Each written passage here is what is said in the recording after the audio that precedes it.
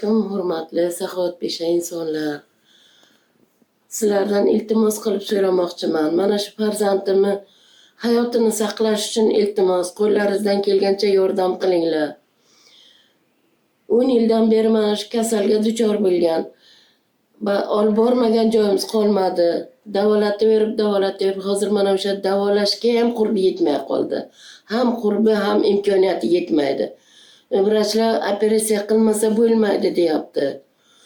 Oilasida bittagina nogiron qizi bor. 3 qizi turmushga chiqib ketgan. Shu nogiron qizini pensiyasi evaziga yashab o'ltiribdi ikkalasi.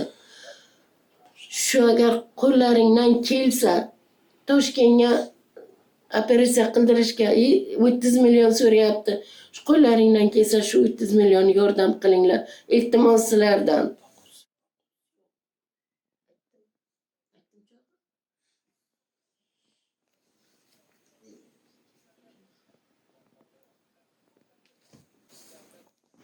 Assalomu alaykum saxovatpesha insonlar. Sizlardan bir iltimos qilib so'rayman. 10 yildan beri onam ahvollari og'ir, yurak kasalliklari bilan kasallanganlar. Hamma joyga olib bordim. Lekin doktorlar, Toshkentdagi ham, doktorlar ham, vrachlar ham, Qarshidagi vrachlar ham qaytaryapti. Operatsiya qilmasa bo'lmaydi. Operatsiyaga 30 million pul so'rayapti. Bizning imkoniyatimiz yo'q, operatsiyaga pulimiz yo'q. Sharoitimiz juda og'ir. Bitta nogiron singlimni pensiyasida kun ko'rib yashaymiz. Iltimos qo'llaringizdan kelsa yordam berishlaringizni so'rayman. Boquvchilari yo'q onamni ham, bizani ham. Mana shu ikki qog'ozlari.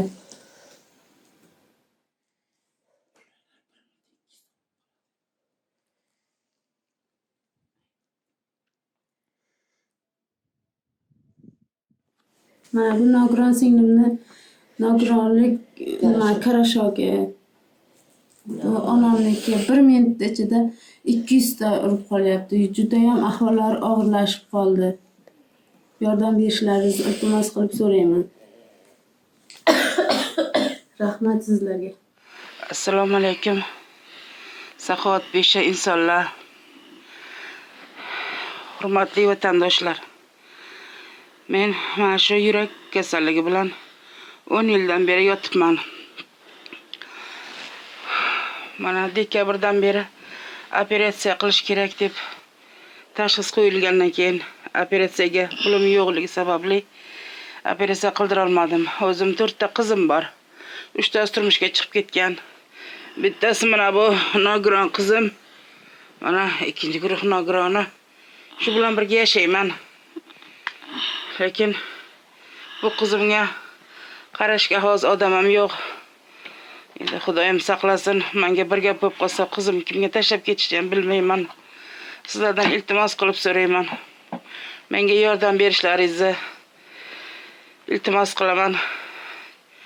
Operatsiyamga yetarli mablag' yig'ilsa operatsiya qildirardim. Qiynalib ketdim gap to'g'risi. Men turmush o'rtog'im yo'q. Yolg'iz shu qizim bilan, nogiron qizim bilan birga yashayman. Bu qizim shu menga qarab turadi. Lekin operatsiya uchun shuncha harakat qildim. Davolandim. Lekin davolangan foydasi yo'q. Operatsiya qilish kerak deyapti. Mana operatsiya uchun shartnomalar berishdi.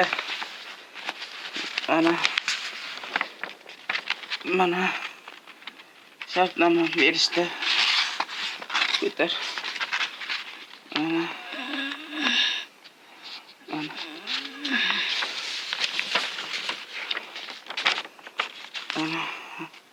Hamma hujjatlarim tayyor. Faqat operatsiyaga pul yo'qligi sababli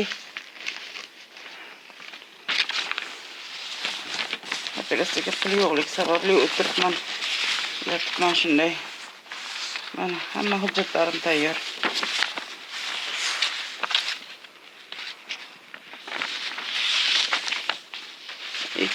Eho. Faqat kerak.